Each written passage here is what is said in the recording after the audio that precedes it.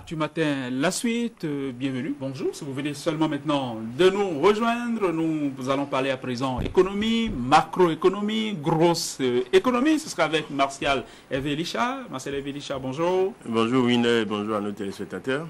Nous allons faire un débat, nous allons aborder une question essentielle et c'est vous qui avez produit cette réflexion dans le quotidien Maison, le quotidien Fraternité. Le colon réforme sa retraite et si les ex-colonies s'y mettent aussi. C'est une réflexion, c'est une suggestion. Mais avant ça, on sait que ce qui fait l'actualité en ce moment en France, c'est la réforme des retraites. Énormément de Français sont dans les rues. Il y a une journée de mobilisation pour demain encore. La retraite à taux plein. La retraite va passer donc de 60 ans à 62 ans. Et la retraite à taux plein, c'est le gouvernement français qui l'a désigné. Le Sénat va se prononcer, voire finir de l'étudier dans quelques heures ou dans quelques jours peut-être. La retraite à taux plein va passer de 65 à 67 ans. Donc, il y a réforme. Vous allez nous dire, c'est pas là que nous allons commencer, qu'est-ce qui se joue en ce moment en France? Qu'est-ce qu'il faut comprendre à travers cette réforme présentée comme réforme majeure du quinquennat du président Nicolas Sarkozy?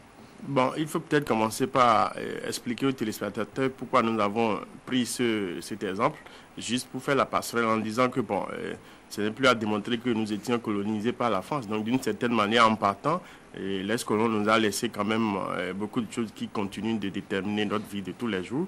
Donc d'une certaine manière, notre système de retraite et une grande charpente de notre économie est quand même calqué un peu sur le modèle occidental. Donc s'il y a des signaux là-bas, des dérangements que les gens sont en train d'essayer de résoudre, il me semble que nous devons faire un effort de partir déjà sur ces éléments pour que plus tard, nous n'ayons plus à régler ces problèmes. Donc, pour schématiser simplement ce qui se passe en France, c'est que des études ont prouvé depuis bien sûr des années que d'ici quelques années, on aura la difficulté de payer les retraites parce que les cotisations qu'on a engrangées vis-à-vis des salariés actuels ne pourront plus permettre de payer la retraite de ces personnes qui vont se retrouver après 30 ans de service rendu à la nation. Ces gens vont se retrouver dans la difficulté d'être payés simplement parce que le système ne pourra plus régénérer autant de ressources pour les payer.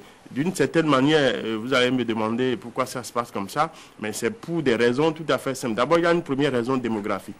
Vous n'êtes pas sans savoir qu'au début des années 50, le baby boom a fait que la population de la France a évolué considérablement. De l'autre côté aussi, le niveau de vie s'étant nettement amélioré, les gens vivent plus longtemps, donc ils ne décèdent plus comme chez nous, comme l'espérance de vie chez nous. L'espérance de vie chez nous aux alentours de 54 ans. Alors que là-bas, les gens vivent vieux. Donc il y a tous ces 78 ans pour les hommes, 84 ans pour les femmes. Il y a tous ces problèmes qui ont fait que le système des retraites en France est en train de se poser des questions.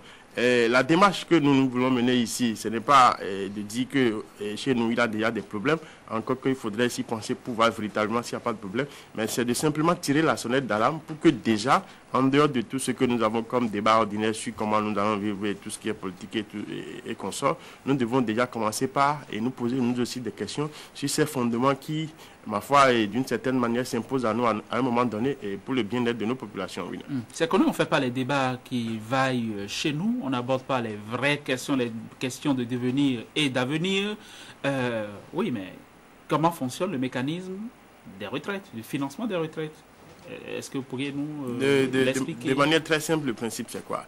On estime que quelqu'un qui travaille, peut-être actuellement il y a les bras valides, il travaille, donc on l'aide à faire peut-être en griffe des économies, à mettre des ressources de côté, de manière qu'à la fin de ces années de fonction, quand il va se retrouver en retraite, on va lui rétrocéder tout ce qu'il aurait cotisé sous forme de pension et autres indemnités pour lui permettre de vivre allègrement sa retraite.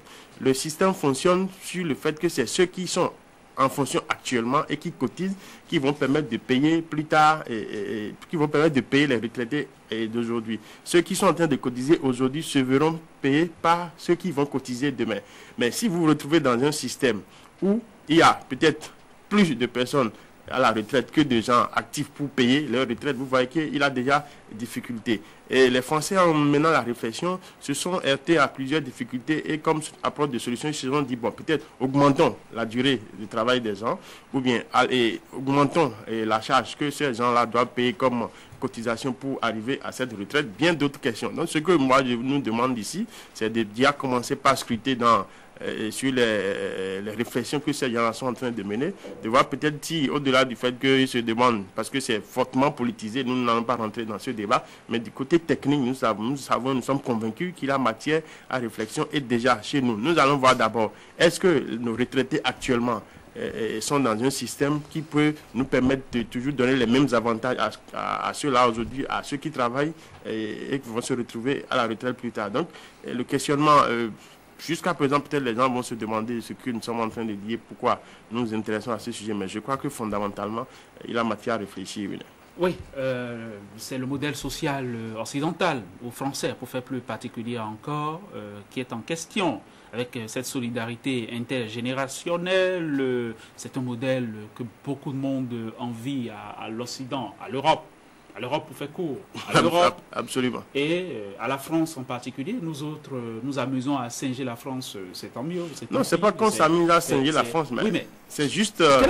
Quelle est votre idée? Quelle est votre petite idée? En France, la retraite à taux plein pour le président Sarkozy devait être à 65 ans. Non, maintenir le système. Moi, je ne voudrais pas qu'on aborde le débat dans ce sens.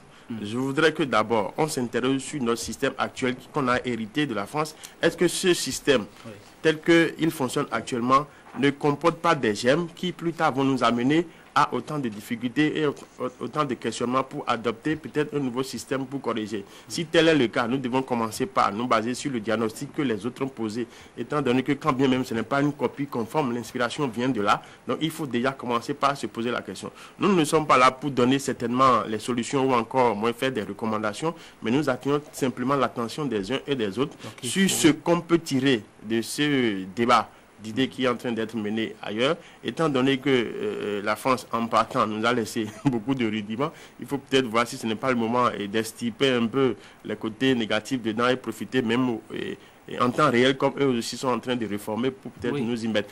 Et ce n'est pas quelque chose qu'ils ont commencé du jour au lendemain, parce que c'est un débat qui date de plusieurs décennies. Et chaque année, quand un gouvernement est là, chaque fois, ce gouvernement s'arrange pour trouver la formule pour essayer de contenir les difficultés et faire son mandat. Mais Sarkozy lui dit certainement que la 5e économie du monde ne peut pas rester sans trouver une solution définitive et fondamentale à un problème aussi cuisant que les retraites. Donc nous devons peut-être nous inspirer de il faut s'interroger, il faut oser le débat. Absolument. C'est votre cri de cœur ce matin. Marcel Elévé, Elisha, merci. Merci infiniment. Mais ne partez pas, vous aurez l'occasion d'admirer la foulée de notre marathonien, le marathonien préféré de Canal 3B.